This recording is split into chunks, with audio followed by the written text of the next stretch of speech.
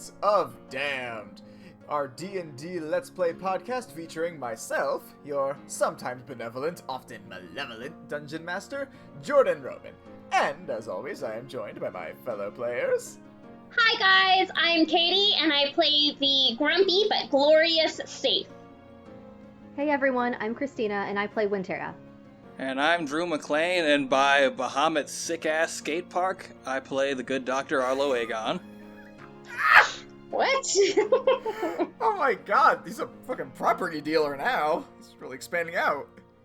I'm gonna build an entire network of just, like, business ventures that Bahamut is involved in. He's gonna be a fucking realtor. Yeah, Oh, didn't he have like a God. cabana or some shit last time? Foyer. Foyer. Yeah, foyer. Did I have foyer? He had a foyer, I guess, yeah. No, he definitely had, that sounds familiar, he definitely had a foyer. It's not pronounced foyer. The word is not even French. You say the R. No, you and everyone else who wants to say it correctly says the R. Oh my god. What, you guys pronounce the R in foyer? Yes, you're supposed to. It's not a French word. Yeah, but foyer sounds better than foyer. That's why Would you like it's to come to the pronounced foyer?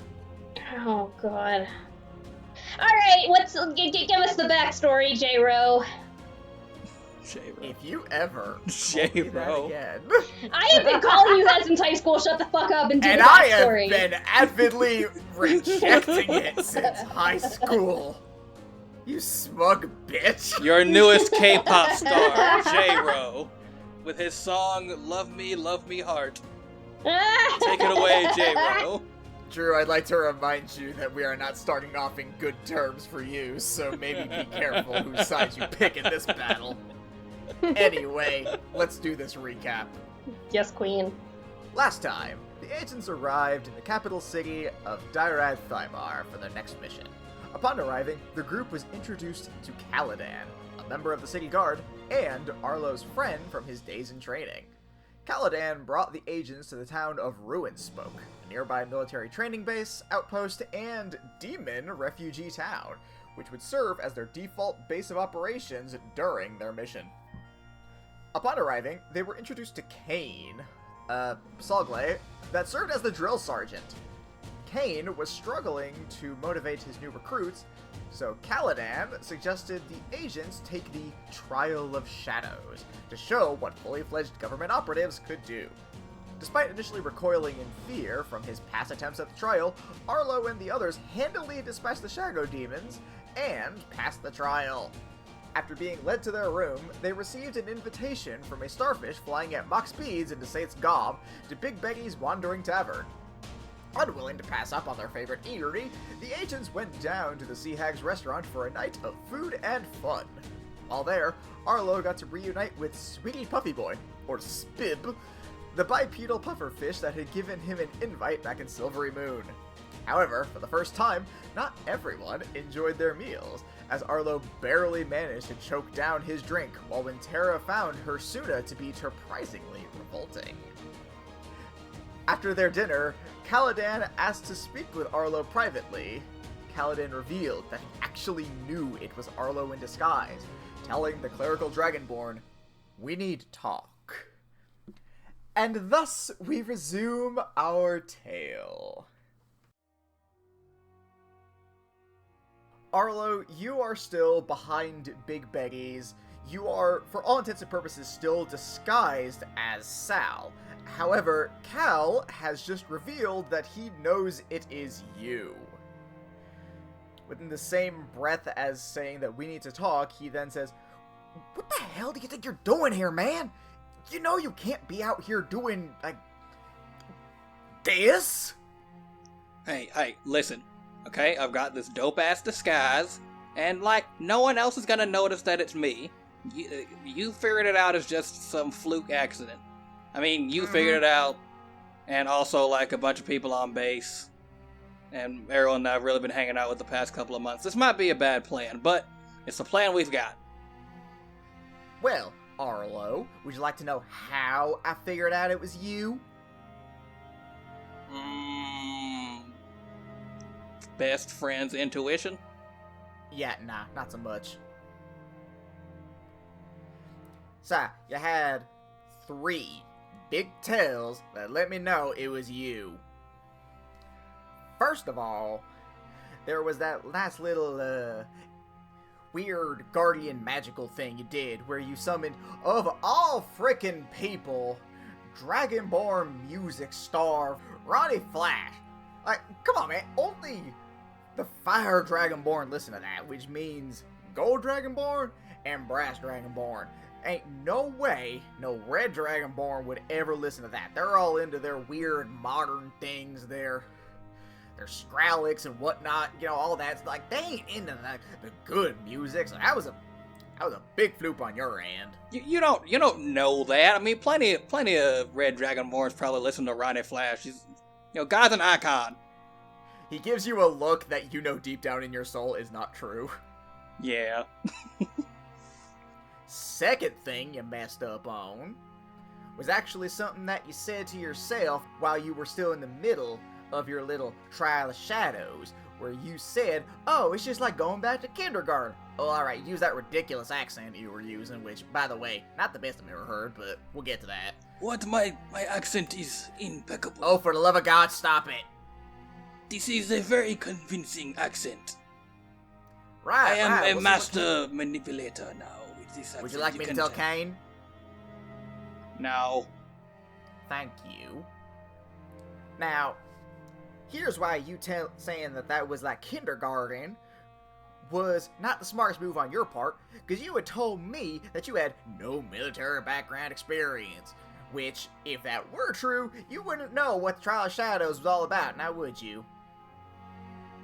I could have read about it or something. Oh, yeah.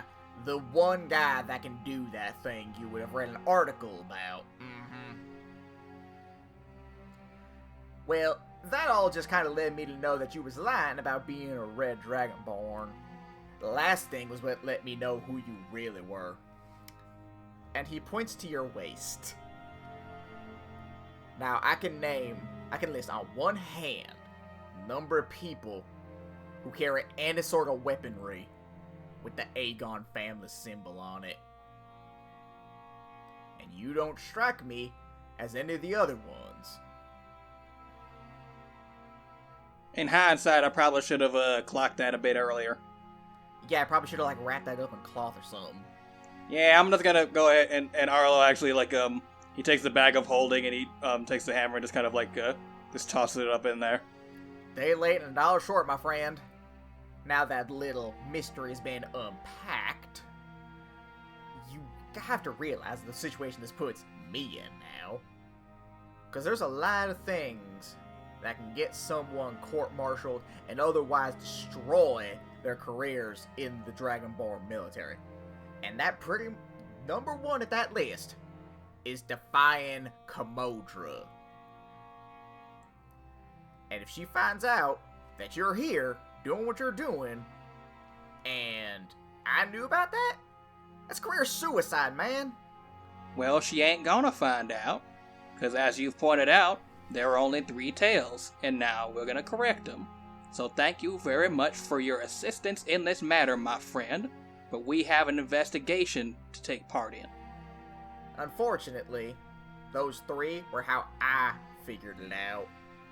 Now that I know, there's a 4th loose end you gotta tie up. And what, pray tell, might that be? How you're gonna earn my silence. And he walks up to you and puts a hand on your shoulder and says, now, it has been quite some time since I've seen you. No speaking stone calls, no letters, not even a postcard from wherever in Tarnation damned HQ is. So here is how you are gonna earn my silence, Dr. Arlo Aegon. And you feel a bump against your stomach. So you look down and see that he is holding an alchemy jug. And as you look up, you see that same trickster smirk, that same old mischievous grin he has always had. You are going to help me down what I believe this thing can do is 4 metric gallons of beer. And And tell me what the fuck you been up to, brother. Aww. Oh, that's so Cal, cute. motherfucking Dara, you're on. Good to see you ain't changed, man. He sits down. I assume you join him. Of course. And you two just kind of just keep drinking straight from this jug, which again, 4 gallons of beer between the two of you guys, so you're good for a bit. I imagine that we're playing this Dragonborn drinking game that they learned in, like, military school or what have you, that's like Bloody Knuckles, but instead they just, like, slap each other in the face, and if you flinch, then you have to drink. God damn it. And of course, as you get drunker, you get worse at it. Yeah. Oh, fuck. What would be even funnier is if you blew fire in each other's faces. I mean, you are both fire-based Dragonborn. I mean, he's only fire resistant, I'd be fireproof, so that would be hilarious. He doesn't know that. I would like to change my answer to that. Yeah, you do that and mop the fucking floor with him. You don't even need to roll for that shit. There's no contest. Like, during the drinking game, he'd just be like, Arlo's like kind of gloating, like, come on, man, I thought you were like, thought you had more fire in your belly than that. I barely feel anything. It's like tickling. Shut the fuck up, you fuck. Come on. So you guys do this, and as you drink the night away, recount the events that led you to where you are. He does the same for you. Pretty standard stuff. Arlo, you start to reminisce about the last time you had a nice, relaxing drink in Timander. And it takes you back to the night before your first real mission. This was both the most exciting and horrifying night of your life, because you were so anxious to finally get to show exactly what you could do. Despite your connections to the military and being one of the top students amongst your grade at the military academy, because you had chosen the medical field, you weren't really chosen for the frontline missions that you had imagined you would be. You'd largely been relegated to the rear guard and helping bring the quote-unquote real soldiers back up to stuff and be able to go back out there and fight the fights. But now, you had finally gotten the opportunity you had wanted. You were going to be one of two, or rather you were going to be part of 2 scouting parties. One of which was going to take an eastern route, the other a western route, in order to secure a successful path towards a troll encampment, which was the current adversary that the Empire was facing off against. And again, you had been used to rear guard at this point. You weren't used to that, so you were having yourself a drink trying to get yourself ready for your first mission. And as you're trying to down your liquid courage, you feel a strong pat on your back. And you look up and you see a red smiling face looking down at you. I was wondering where I might find you. It is good to see that you are preparing for the day ahead. How are you feeling, my boy? Yeah. You know how we Aegon boys are. I'm always ready for a fight. Not nervous in the slightest. Nope. Right, that's why your hand is shaking, yes? That is unrelated. I hit it on a bench. You don't need to be brave in front of me. It is alright. And in case it wasn't super obvious yet, this is Jacob Long, your father. You knew that he was going to be a member of the other scouting party that was to head off in the opposite direction of you, and you were both supposed to secure your own routes. Basically make sure that you could flank through to the front, truly showing exactly how much I know about military tactics. You know, it is okay to be nervous. Truth be told, I was nervous the first time I went into battle as well. And though she will never admit it, so too was your mother.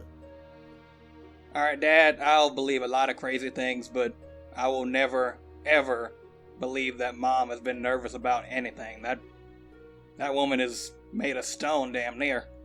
That is true, but even the hardest of diamonds are only formed after the right amount of pressure is applied. She was not always the hardened warrior that she is now, and back when I first met her, admittedly, she was quite strong, quite a formidable woman, but still not quite at the level of the flaming dynamo that she is known as now. It wasn't until the decisive battle of the Second Giants' War that she truly earned her stripes and became the legend she is now. Before then, well... And he leans in real close, as if he doesn't want anyone else to hear. She'll never admit it, but she would often come to me for solace, fearing that maybe she might let down her great legacy. I found it kind of funny. I gotta be real with you, Dad. It's hard to imagine Mom being scared or anything, but honestly, just to know that if even someone like her could be worried about going into battle, that makes me feel a lot better. There is no such thing as a warrior who knows no fear, Arlo. You will always have fear. What is important is you do not let it dictate your actions, but rather that you face your fear. Still be willing to dive headlong. And I am sure after this, you will have great stories to tell. So, if it helps to ease your nerves a little bit. And he holds his drink to you. A toast. And a promise. When the mission is over and the trolls bested, we'll meet again and tell each of our own stories. I would love to hear what you experience on the field of battle, my son. Arlo raises up his glass and clinks it against his father's and says, I promise you, Dad. I promise you, Pa. I'm gonna make you proud. I know you will, Arlo. You always have. And you ended up spending the rest of the night drinking away with your father, looking forward to the great tales that ultimately he would never hear. Arlo, after having this memory, is he's kind of sitting there with his drink, and you kind of see him, kind of stare off for a little bit, breathe in real deep, just and that's the most you see out of him, but clearly something is affecting him. I see my fire is starting to get to you. You fuck. Yeah, I reckon that last one might have almost gotten me, but, you're still way behind there, buddy, and he takes a big sip of his beer. I'll get you. And Cal passes out. I assume that no one else had anything they wanted to do, including the resident gals still chilling in Big Betty's. I mean, do we notice if Arlo is missing at this point, or are we just kind of assuming they went off somewhere and we're gonna meet up with him later? Well, Cal came over and asked for Arlo, or I guess at the time, Sal, specifically. Yeah, I think we should probably go check on him. Yeah. I think we should go check on Arlo. They've been gone a while. It's making me nervous. When Tara pushes away the partially eaten Suna, and she's like, yeah, I can't look at this thing anymore. We should probably go try to find Sal. As you push it away, you see it move. Ugh. Gross.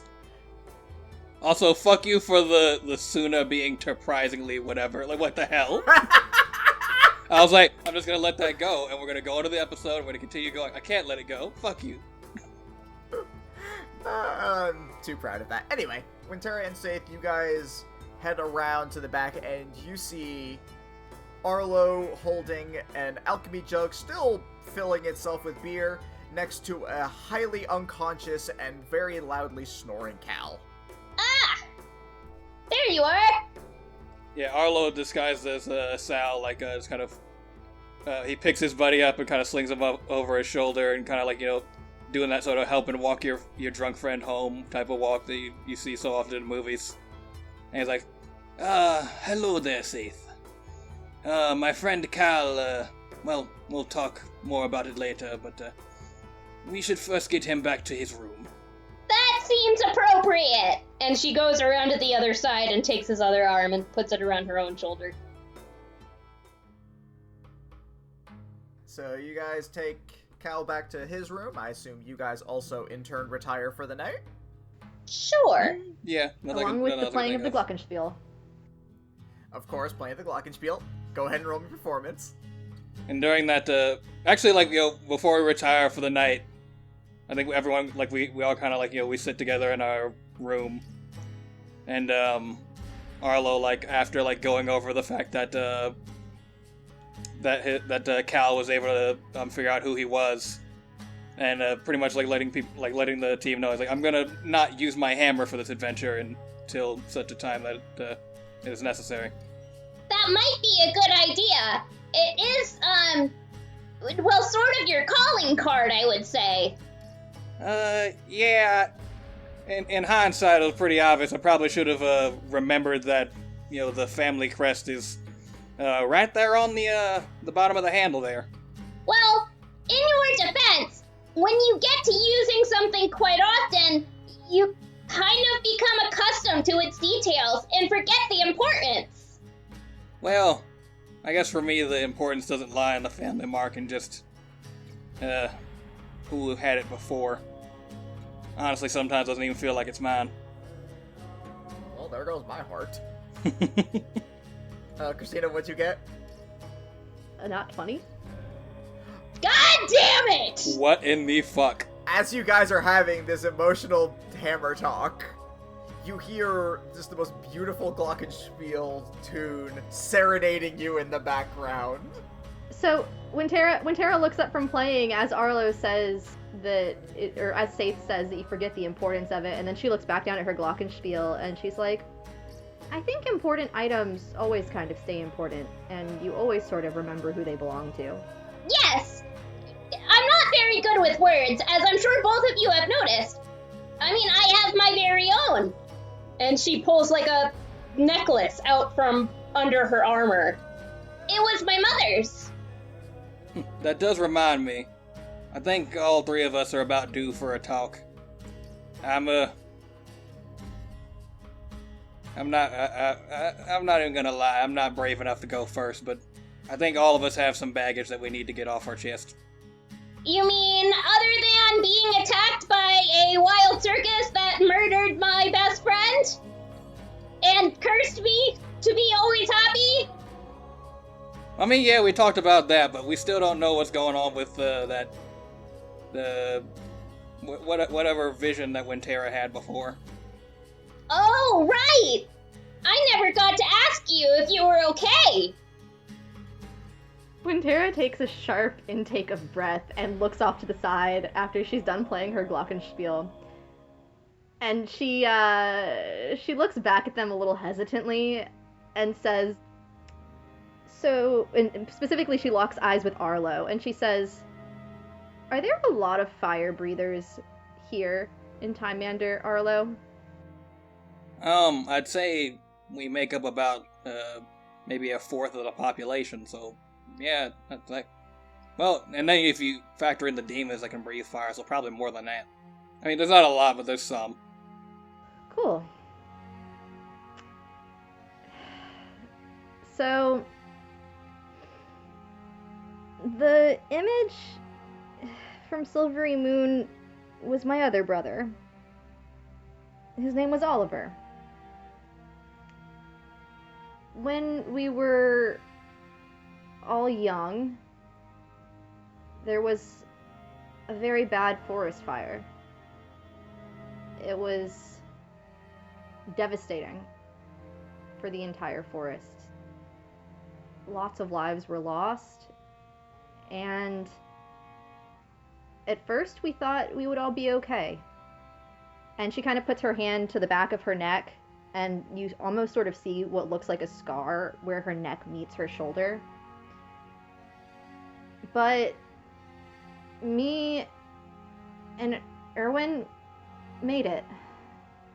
Oliver didn't make it that winter. Which is kind of why my family is the way we are. We sort of put everything into protecting the forest after that.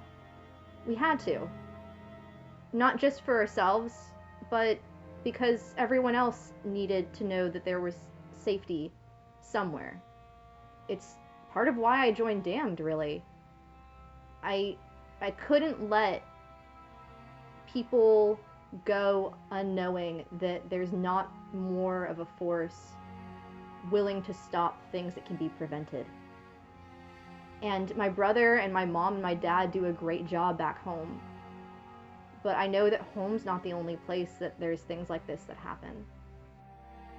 I can see why you were so upset with me for using that spell back then. Yeah.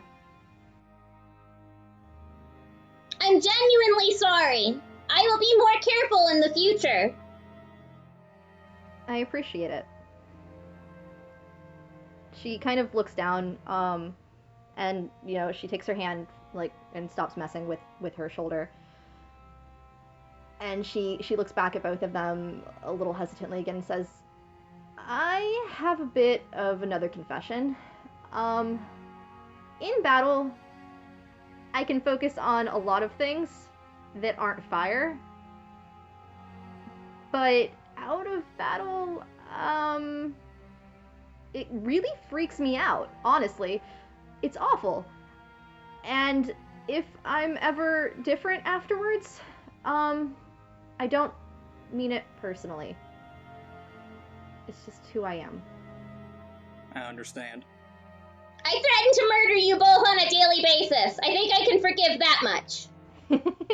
That's fair. Yes, I suppose it's my turn. And Arlo goes into the bag of holding and retrieves the hammer now that they're in private and kind of runs his fingers over the grooves in it and kind of looks at it almost pensively. During my first real combat mission, I had to make a choice.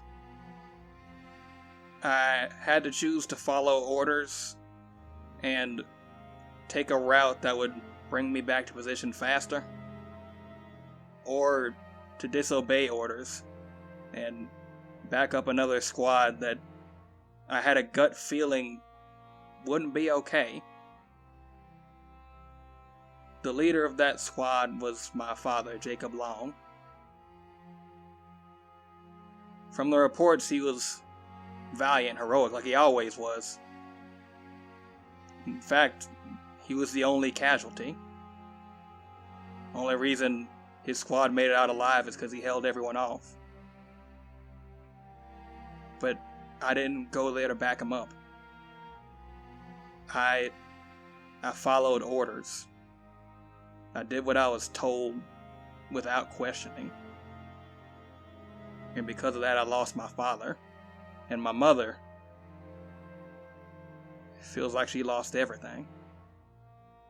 And my mother, Kamodra, she's honestly, I love her, and she's not she's not a mean woman, but she is the single scariest being that I have ever encountered in my entire life. To the point where when she said that I don't see combat anymore, I didn't see combat anymore after that. She was not willing to risk me either, but I wasn't willing to just give up. If my father died protecting people, and I just cowered away and hid and let the world go on, then that's that's a waste, and that's not right, and I couldn't do it. But I also knew I couldn't fight here. The only place I could think of where I could fight the good fight and try to help people with the skills that I have was at Damned. It was funny, my aunt gave me the idea by accident just on one of her weird, crazy rants. But after I heard that, I headed straight over. And that's where you all met me, on that boat. Effectively running away from home. You're not alone in that aspect. I was 8 years old, and I was being married off to the leader of, well, it's a long story. There's more to your story? There's a lot of my story, Your story yes. is already so complicated. It's fucked up. There's like multiple murders and intrigues in a magic circus. Yeah. Now you guys know why I don't particularly like people. So I sold their bloodied heads to a bounty hunter. I'm sorry, what was the last part you said where you said all the things that you just said? I murdered my grandparents and sold their bodies to a bounty hunting guild. Out of character, has Saith told us like what her grandparents did yet? I do not believe they have. Also, if this is your attempt to get back at me for all the times I broke your hearts, I'm sorry. Alright, so Arlo hears this is like, alright, Saith, I'm not going to sugarcoat it. That is very worrisome and unsettling, but I'm still listening. You're still my friend, and I believe that if you did that, there had to have been a reason. Oh. God, wow, I really need to talk better. I'm not good at this kind of thing. Okay. I'm starting over. My parents were raised in a cult, and so was I. And when my parents had me, they wanted to leave.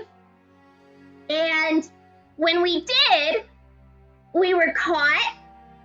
And because that's treason in the eyes of the place where we were, they were subsequently, executed by my grandparents. Wow. That's heavy. Yeah, it's pretty fucked. I mean, don't let this smile fool you. I am a very surly person. And long story short, I also ran away. As far away as I could get. And I mean, homeless as a kid, it's tough, you know? There's a lot of fucked up shit that happens. That includes the fucking magic circus shit. And I realized I didn't like who I was becoming. And I didn't like the person I was on our first mission. And I like who I'm becoming with you. Arlo, literally cries, a single tear. And then, starts to go in for a hug, and then stops, and then says, alright, so I'm gonna hug you. Do not stab me. She opens her arms. She's like, Wintera shifts so that she can give an actual bear hug.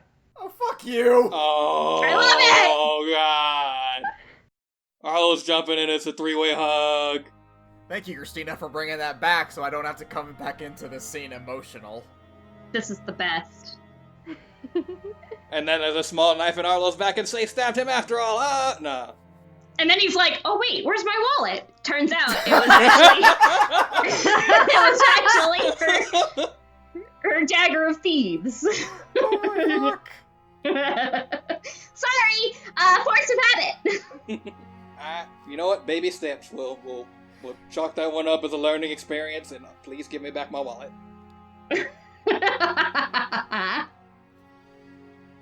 It's not canon, but it's funny. Are we ready to call it a night now, or are you fucks not done wrecking my own emotions as I have done to you? Alright, Saith is ready to go to Nightmare Land. Yeah, I think we're all good. So, you guys sleep questionably through the night as you guys kind of grapple with your own personal demons, some of you a little bit more literally than others. And as morning comes, you guys get ready, have your lead that there have been gnolls in the nearby Untheran ruins. So, as of right now, that does appear to be your best lead. As you guys head out, you actually run into a heavily hungover Cal waiting for you guys at the entrance of the place you are staying at. Oh, hi, Cal! How's your hangover? Oh, Lord and biscuits, please keep your voice down. My head is pounding something fierce. I literally can't! Then please don't talk. No promises! Oh, Bahamut Almighty. Alright. So I know you guys got your whole thing you gotta do, find your friends or whatever the hell, but I actually got something that's happening, like, downtown, or not downtown, but... Downtown! I said don't talk, please! Come on, Mr. Dara, I'm sure you can power through this. I'm trying, please just let me talk. I got, like, a whole situation going on near the town square that, like, if you guys are willing, I could use a hand with. If not, I'll take y'all over to where the ruins are. I can't get Kane to help me. He's busy with, like, some shipment nonsense or something. I don't know. I wasn't really paying too much attention. He's busy, so I can't ask him for help. It's just this whole thing. Just take us there, my friend. We'll do everything we can to help. Oh my gods, you're so loud. Okay, let's go. Arlo claps a hand on his shoulder and, like, leans in and whispers in his regular voice. You know the oath I took. If there's anything going on that could endanger the people of Thymander, you don't even have to ask me to come. I'm already there. First of all, that's what she said, but secondly... Classic. This ain't necessarily, like, endangerment so much as it's just, like, a disturbance. And I don't know how to deal with it, because it is something, the likes of which I've never seen before. What is it? I think it's, like, some weird animal, but it also looks like just some people in a costume. I'm not fully sure. Why does this sound somewhat familiar? Why would what the hell do y'all do? We get up to a lot. It's a weird job. Yeah, just follow me so I ain't gotta hear none of your ridiculous accent. So he takes you over to the town square, which is just past the military section, which is mostly just a bunch of buildings and open ground with some training ground type areas. So, like, just think any sort of, like, we'll say, like, World War II past era military training area. That's basically what you see, just more deserted. And you eventually cross into what is more of the residential area, which looks more like an old western town, complete with literal actual tumbleweeds that you guys see roll past. Thanks, I love it. You're welcome. So you guys make your way into the town square, and you see a large crowd, and you hear this drum beat going on. As you make your way through, you can barely see it, but you can see what looks like this four-legged creature sporting all this red and yellow fur. Like Cal said, it almost looks like someone in a costume, but at the same time, it's also a very intricately made one. And it almost looks like a four-legged creature that is dancing. And it is dancing along with the rhythm, which, let me see if my inebriated self can figure this rhythm out, because there is a set rhythm to it.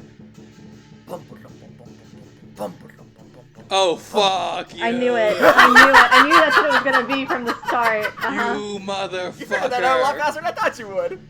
But as you make your way over there, you don't see any legs underneath this thing, but it is doing this wild, energetic dance. It goes along in this whole thing, eventually going into its head, shooting up, and you hear...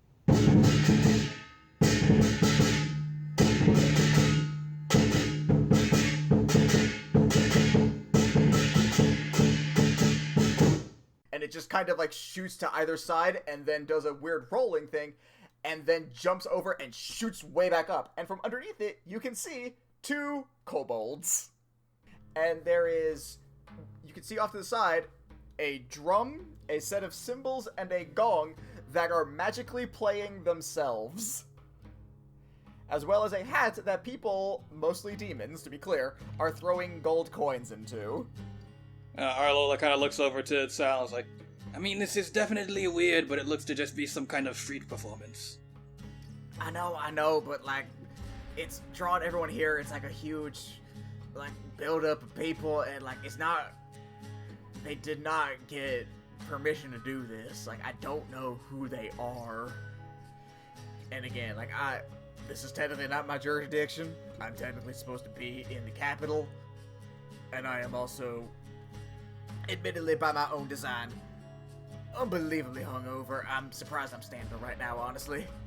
Yeah, you need something greasy and maybe some coffee. I was thinking water, personally, but, like, I guess that also works. Yeah, let me tell you, eating something greasy on a hangover? Hash browns? Gotta do it. And maybe the grease will help with your fire, since it is so, how do they say, weak sauce? Anyway, can you guys help me out with this? Because this is kind of a whole thing, and I was hoping y'all could help me out. Maybe as like a favor or something for me not saying certain things, he says, looking at you, Arlo. Well, let's take care of this, team. Oh, shit, actually, hold up, real quick. Before this, I almost forgot to mention I had a couple things I needed to, like, do some bookkeeping with you guys on. Real quick, I'm sorry, I forgot. So, for Arlo and Winterra, since I have just recently acquired Explorer's Guide to Wildmount, which includes new spells that are not exclusively for your classes, but can be, here's some new spells you guys can have to prepare if you so desire. Arlo, you have access to the level 1 spell Gift of Alacrity, the level 2 spell Fortune's Favor, and the level 3 spell Pulse Wave. Winterra, you have access to the level 1 spell Magnify Gravity. You also have the... You heard me. You also have the level 1 spell Pulse Wave, and the level 4 spell Gravity Sinkhole. Gravity Sinkhole? You heard me. Oh. Okay. And Saith, this is more just like a friendly advice thing, but... Okay. Not necessarily before this, but at the very least before you guys head off to the ruins, which I assume you will be doing. That would probably be a better time to use your boon, if you so decide to use it, as opposed to, oh, I don't know, in the middle of a deadly fight where it may or may not help. Okay, I'll use the boon. Alright, go ahead and roll that, while they look over those spells. 14. Oh my fuck! What? What did I get? So... Saith, here is what you just rolled. I'm so excited. You should be. This one's pretty wild. You hear Asmodeus whisper in your head, have served me well, for using my powers in such nefarious ways, I shall grant you a gift. One soul lost from this world may return to the material plane. And you get one and only one free use of resurrection. Oh my god. I'm sorry, what? Holy shit. I'm sorry, what? I'm sorry, what? Are you Holy are shit! you serious? You can take one dead humanoid and return them to life. You do not have to do this right now. But when you feel the moment is right, you may take, not unconscious, so like if you guys fall to 0 hit points and you're doing death saving throws, that doesn't count. But if you take someone who is dead, you may return them fully back to life, not undead, as good as they were from the day they died. I'm so glad you got this after that horrid trip down memory lane where all 3 of you mentioned you have at least one dead person in your life. So anyway, how do you deal with the fucks in the dancing costume?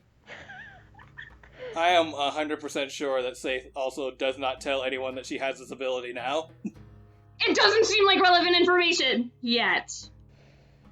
How does this work? You said there's 2 kobolds? Yeah, there's 2 kobolds under the fucking thing. I mean, I say we're cops, right? And people know we're here. We're like FBI cops. It would be like if you were panhandling and then the FBI showed up. You'd be like, I feel like this is excessive. Okay, so I guess when Tara was going to look at Ikal and just be like, so do you need us to stop them or just break up the crowd?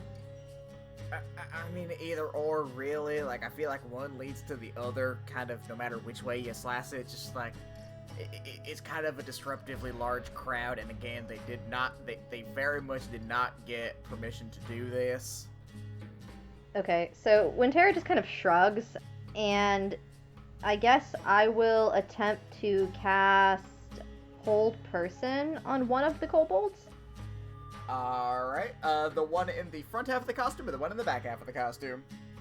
Shouldn't we try to talk to them first? No, this is much better. I mean, Like, if anything is excessive, like, that's what I was gonna say. I was just gonna say, why don't we just go into the crowd? Like, we're cops. Like, why don't we just go into the crowd and be like, okay, guys, break it up. Everyone needs to separate. I mean, But I mean, like, when Tara just went straight for it, Like, like, just- I'm gonna cast Hold just Person on stop this guy. them. I'm Like, gonna we arrest just him straight out. not arrest them. We just need them to stop. Just like, all right, that's enough. Yeah, but like, imagine if you were like speeding, like, and then like, you felt an explosion, and then like your car like skidded out. You're like, oh, what the fuck? Like, oh, we noticed you were speeding, so we put out road spikes. You would be like, I mean, effective, and I'm not hurt, but Yeah. also, what the hell? That's fair. Effective, but excessive. That's fair enough. Okay. Alright, so what are you guys doing for real? I guess I'm gonna take point on this one, and Arlo's gonna come up again disguised as Salazar Amander. He's gonna say, "Alright, everyone, I know we are having a good time. I am here as an operative of Damned," and he shows his badge. "And this gathering is unsafe, and the permitting has not been put in order, so we will need you all to disperse, and this can resume if the proper permitting is done later on, but we will need everyone to disperse the crowd." Roll persuasion with advantage. That's gonna be a 10, because I'm not charismatic. No, you're not. Fortunately, that was just enough to pass. Yay! You see the crowd begin to disperse out, and the 2 kobolds take off the giant, which I'll just go ahead and remove the veil now, lion costume. Yep, lion dance. It was fully a lion dance. And it's like, hey, come on! Why gotta be like that? We're just trying to make some living, you know?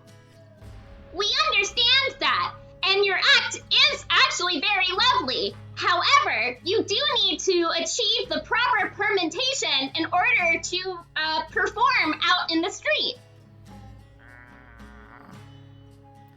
And then you see the second one puts his hand on the shoulder of the first one and says, no, it's okay, it's okay.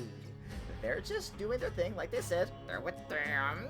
So maybe we don't want to, upset them. Maybe we keep doing our thing? Maybe? You think? Yeah, fine. Thank you, gentlemen. And you see them start to pack up their stuff. Do we notice anything like odd about them? You mean besides the fact that they had self-playing instruments? I mean, I don't know. I thought it was like leading to something. Arlo, go ahead and roll me a history check real quick. That's gonna be a 12. I will say that because of tales that you heard from your father growing up, that you are actually familiar with what these guys were doing.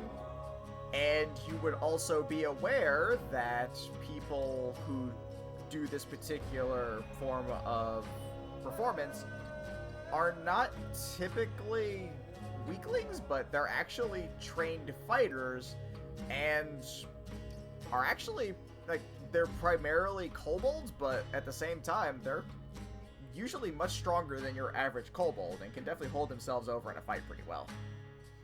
So I guess while they're packing up Sal or Arlo, we'll just call him Sal while he's in disguise. Sal kind of sidles up to them and is like, so, again, sorry that we had to shut everything down, but your moves were pretty good out there. Where do you guys practice at? And the second one, the one that was in the back half of the costume, speaks up and says, oh, we're actually from we originally hail from the north, where the Red Dragonborn are. We're from that kingdom. We're the outer reaches of it, but we decided to take our act on the road, and, we may or may not have been, asked to leave by our teachers, but, what's a little bit of ancient traditions if you don't update them? I say outdated. And so we decided to take our stick on the road and just try and... Look, it's a long story, man. We're just trying to make a living here, really. We got some skills. We figured maybe we can show them off to some people and just... I don't know. Make a name and a living for ourselves? Well, I tell you. If you make sure to go to the permitting office and pay the necessary fees and set up a safe perimeter, I can guarantee you I will be the first patron of your next act. They both perk right up, really? Well, we will definitely be sure to do that. And the second one holds out his hand and says, well, in that case, I am Teal. This is my partner, Lee. We are a dancing troupe, and we look forward to your audience participation in our upcoming act, once, of course, we go through all the correct legal proceedings. And I am, Salazar Amanda. I am here on assignment, but I can't wait for your next show. The first one pauses what kind of assignment? That is not for public information. Okay. Just saying, if you need some, I don't know, extra muscle, we could. And you see him, trying to flex, but because he's a kobold, there's not really, much showing from it. We could maybe, offer our services in other ways, you know what I'm saying? I will keep that in mind. Mayhaps we, exchange speaking stone information, but for the time being, I do not have authorization to bring in any contractors. See yourself. So you do exchange numbers with Lee and Teal. And Kaladan's like, thanks guys. You ready to head on out? Yes, it seems as though, our business here is concluded. Cool. Really appreciate that one. And he leans in close to you, Arlo, and is like, you know I wasn't really gonna, like, actually do that, right? You know I was just fucking with your rat. Sure. Alright, let's go. And he heads off towards, back towards the, barracks side of things. So, as he guides you guys through the military district, you come to the outer reaches of the town and across some stables, where, and Wintera, I apologize for this, you see a stable of nightmares. Flaming horses. Oh god. Saith looks visibly excited. I mean, she's shaking and, like, bouncing up and down as though she's about to go to Big Betty's again. Arlo's just covering Wintera's eyes, like, oh, there's nothing to see here. They are just regular horses. Wintera's like, what are you talking about? What? Why are you covering my eyes? What is this You for? can't see the horses. They are naked. Horses are always naked unless they have a saddle on, and she tries to move his hands from her eyes. No. See, these are our horses are different here. They are very shy, and they do not like to be seen naked. Do not be rude to the horses. Well, then why are you looking at them? Sal, what in tarnation are you talking about, man? These nightmares are not shy. No, there are no nightmares here. They are regular horses, Cal. Does Wintera know what a nightmare is? That it would be a flaming horse? Does she know that? Do a nature check for me. Okay. See if you've heard of these things. 17. You know what a nightmare is. Oh, those. Why do those exist here? I mean, it's a demon refugee town. I figure that makes sense. Can I approach them? Well, we're gonna be riding them out to the ruins, so... Excuse me? Yeah, I'd say you can't. Well, I mean, unless you got a better way of getting out there. Man, Yes. if only one of us had the ability to summon animals. Or become one? Wait, hold on. She a druid? No, Cal, she is not a druid. She is just really good friends with every animal she's ever met. She's basically a Disney princess. Come on, Cal, keep up. Oh my gosh. I don't know what this Disney is, but Sal, you might want to watch your lip there, pal. I mean, you know about Disney, and you also know about Daphne. You have two knees. Lips feeling real loose right about now. Oh goodness. So how many of us are there? 4? Yeah, there are a total of 4 of you guys. And there are enough nightmares, in theory, for all of you. No. Wintera says, I would prefer to not get near a literal flaming horse, so I can either summon some animals that we can all ride there together, or I will just ride way far away from all of you. By myself. I mean, take your pick, I guess. So anyway, Wintera does the thing that she does where she like spreads like her hands like wings, and on each hand goes the magic, and on one hand comes Jockbird, and the other one Birdie pops out. She's like, we're gonna fly there. You see Cal just looking like, I think I'll stick to the nightmare, thank you. Arlo is already doing an elaborate, like, secret handshake with Jockbird. Oh my god. Wintera looks at him challenging. She's like, are you afraid of flying? I mean, the nightmares can also fly, like, I just think you're a chicken. You want to race? Jockbird is like literally doing squats and like arms. Wait, no, hold on a second. Bird squats? Yes. He's like doing bird squats and like arm feathered curls. Thank you for giving me fodder to animate. Oh my. Jockbird's like, oh, you want to fucking go? You want to go? Hold me back, man. Hold me back. Arlo's like, it is not worth it. It's not worth it, Jockbird. Oh no, it's totally worth it. And she's already like climbing on. Alright. And he hops on a nightmare. Who all's on Jockbird? Who all's on Birdie? Jockbird called it. You and I are on Jockbird. Alright, so I'll take Birdie.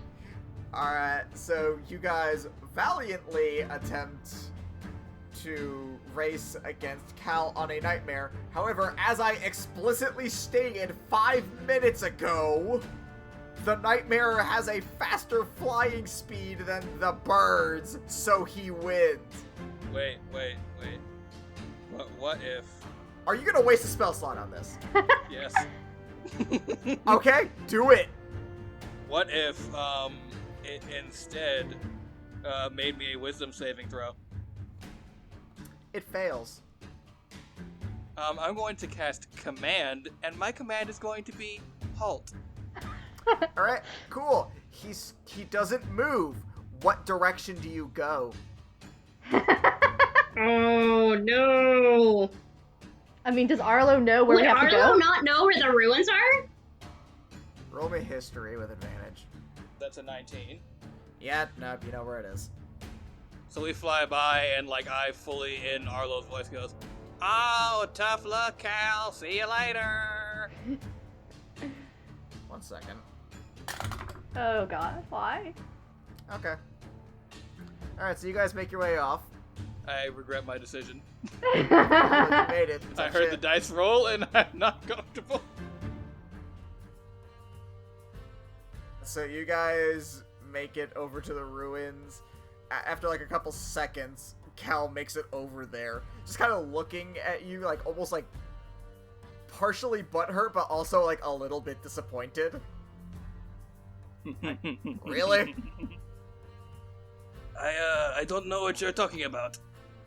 I very clearly heard you say halt. Like that wasn't... You weren't subtle about it at all. I mean, it's honestly like, it's not our fault that like the horse realized it couldn't win against our kick-ass Jockbird friend, and he slaps Jockbird a high five. Jockbird fully matches your high five, and it is epic. Yes. Alright, man, I mean, I was just here to take you there, so like, good luck in there, I guess. What, are you chickening out of the fight too?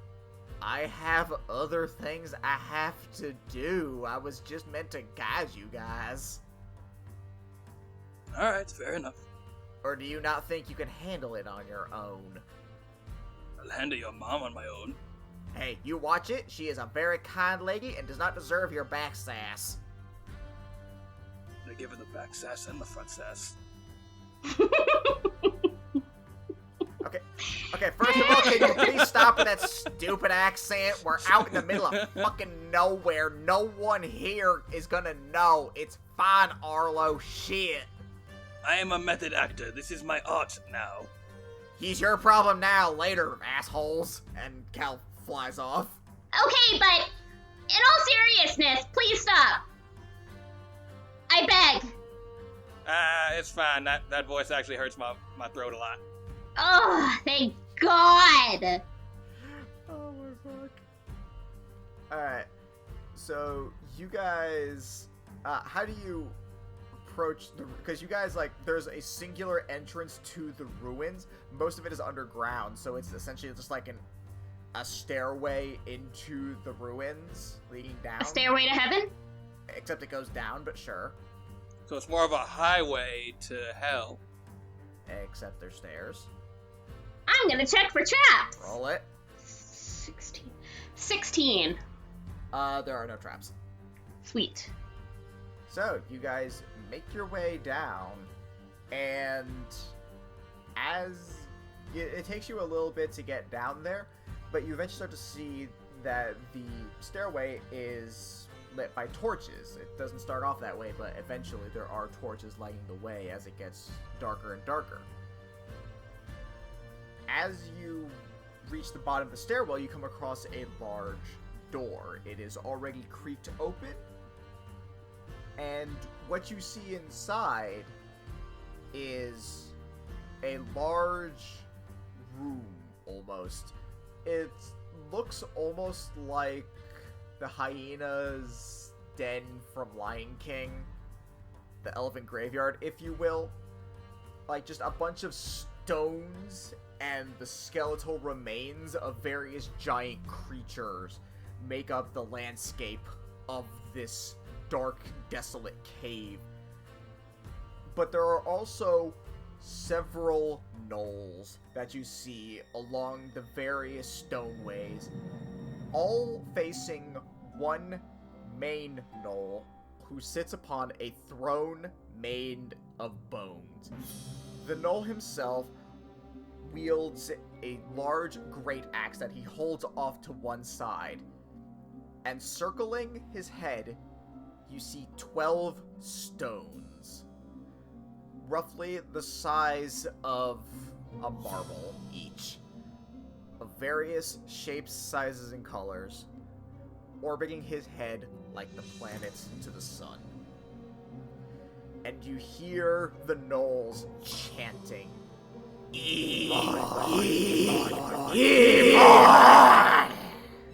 and that Is where we shall pause our tale for now. fuck you.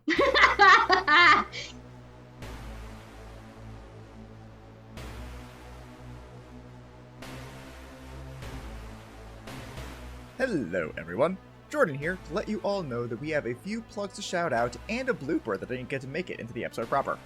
But first the plugs. Black Feather Graphics has shifted over to Black Feather Apparel, an online clothing store with awesome graphic tees and designs edgy enough to satisfy even the most brooding of rogues. They come in a wide variety of designs, colors, and sizes, so check them out at blackfeatherapparel.com and follow them on Facebook and Instagram. We all dream of being even half as cool as our favorite D&D characters, and with Kinetic Concepts, that dream can be a reality. Our own Drew McLean, or the good Dr. Arlo Aegon, is a personal trainer that can give you the perfect workout regimen for you. And with virtual sessions, you can get fit from the comfort of your own home. Be swift as a ranger, strong as a paladin, or whatever your personal fitness goals are with Kinetic Concepts. Find them on Instagram at Kinetic Concepts LLC. Getting a bit more local, anyone craving tasty sweets in the South Charlotte area of good old North Carolina should check out Just Cheesecakes by Tina Rose. It's a local bakery that specializes in cheesecakes and will even deliver them to you. Contact us, of course. They have a wide variety of options from fruity to chocolatey and everything in between. Find them on Facebook at Just Cheesecakes by Tina Rose. If you want to support the show, follow us on our Patreon at patreon.com/agentsofdamned. We post all our episodes there a full week before they hit iTunes, Spotify, or any of the podcasting platforms you can find us on. We also have a special after show called Peek Behind the Screen, where we talk more in depth about the episode, what we think will happen next, or whatever the hell else we feel like talking about. You can also find us on Facebook and Instagram at Agents of Damned, and on Twitter at Agents of D. You can also follow our personal Twitters with me at Pokechap, Christina at Rikachu, and Katie at Missy Mystery, MYSSY Mystery. Drew is not on Twitter. We also have a website, agentsofdamned.wordpress.com, where you can also find all our episodes along with full transcriptions of each episode and personal bios of the cast. If you want to talk to us or our community at large, we have a Discord server at AOD, capital A, lowercase o, uppercase D, where you can chat, discuss theories, and submit fan art and suggestions for the show. We do ask that you keep it PG, lest we unleash our unholy wrath upon you. Don't forget to leave a review and share the show with a friend. Until next time, bye!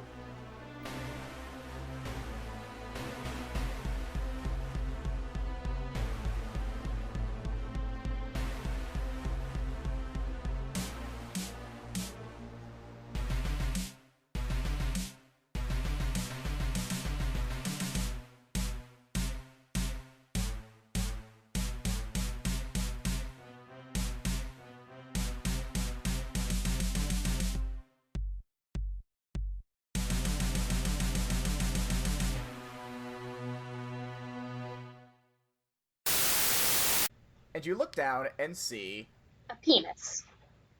I really was concerned that it was going to be a boner. You look down and you see a huge dragon wang. I am No, I Jordan, am no. honestly, I am honestly getting gayer vibes off of Kaladan right now than I was with Alar? with Alar. Yes. What if I turn this around and say, now you're gonna give me that tiefling's name and everything about her and help me hook up? I'm into that. That is not what he I says. support this canon. No, I support this canon. Absolutely not. Oh, God. Why? You're not gonna give me a Tango and Cash, like, wingman mission? No, I'm not. Anywho. But Jock Bird wins. That is what he does. That is his identity. Oh I'm my just god. saying, maybe you guys might want to, like, give it a second and see what I say before you start saying, I burn resources! Yeah. I am all in on Jockbird. Jockbird is the flying boy, and he is the one who wins the flying race. Oh, He's my a flying- lord. Anyway,